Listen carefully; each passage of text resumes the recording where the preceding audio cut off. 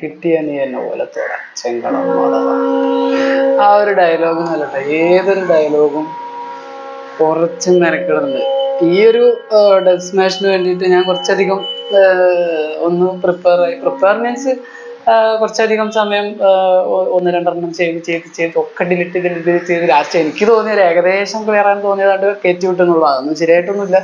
പക്ഷെ സിനിമ അഭിനയം, സിനിമ എന്ന് പറഞ്ഞ ഒരു കല, ഏതൊരു കലയാണെങ്കിലും ആ ഒരു കല അതിൻ്റെ പരിപൂർണതയിലേക്ക് എത്തിക്കാൻ കുറേയധികം മെനക്കേടുണ്ട്. എന്തിനും അതിൻ്റെതായ മെനക്കേടുണ്ട്. അപ്പോൾ ഏതൊരു വ്യക്തിക്കും എന്തൊരു സംഭവമാണെങ്കിലും അത് ചെയ്യാന്ന് പറഞ്ഞാൽ അത് അതിൻ്റെ ഒരു തപസ്സാണ്. ഇപ്പൊ ലാലേട്ടൻ, മമ്മൂക്ക, അങ്ങനെ സുരേഷ് ഗോപി, ജയറാം, അങ്ങനെ നിരവധി ആർട്ടിസ്റ്റുകൾ നമ്മുടെ മലയാളത്തിലുണ്ട്. വിദേശത്താണെങ്കിലും സ്വദേശത്താണെങ്കിലും മറ്റ് ആർട്ടിസ്റ്റുകളുണ്ട്.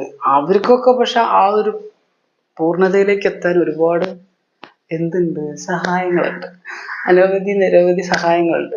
നമ്മളും അഭിനയിക്കട്ടെ, ഞാനൊക്കെ നന്നായിട്ട് അഭിനയിക്കും. ഞാൻ ചെറുപ്പം മുതലേ നന്നായിട്ട് അഭിനയിക്കുന്നതാണ്. പക്ഷെ എനിക്ക് എന്താന്ന് വെച്ചാൽ പല സംഭവങ്ങളും പൂർണ്ണതയിലേക്ക് എത്താൻ സഹായങ്ങളില്ല. അപ്പൊ അതുകൊണ്ട് അതിൻ്റെതായ കുറവുകൾ പ്രത്യേകം എടുത്തു കാണിക്കും. പിന്നെ സഹായങ്ങളൊക്കെ വന്നു കഴിഞ്ഞാൽ അപ്പൊ അതിൻ്റെതായ രീതിയിലുള്ള പെർഫെക്ഷൻസിൽ നമ്മൾ എത്തിക്കാൻ വേണ്ടിയിട്ട് ശ്രമം നടത്തും. ഇപ്പോൾ ഒരാളില്ല, മീൻസ് നമ്മുടെ മനുഷ്യരായിട്ട് ആരുമില്ല. ദൈവത്തിന്റെ സഹായം ഉണ്ട്. ദൈവത്തിന്റെ സഹായം കൂടെ തന്നെ ഉണ്ട്, എല്ലാ വിധത്തിലും ഉണ്ട്.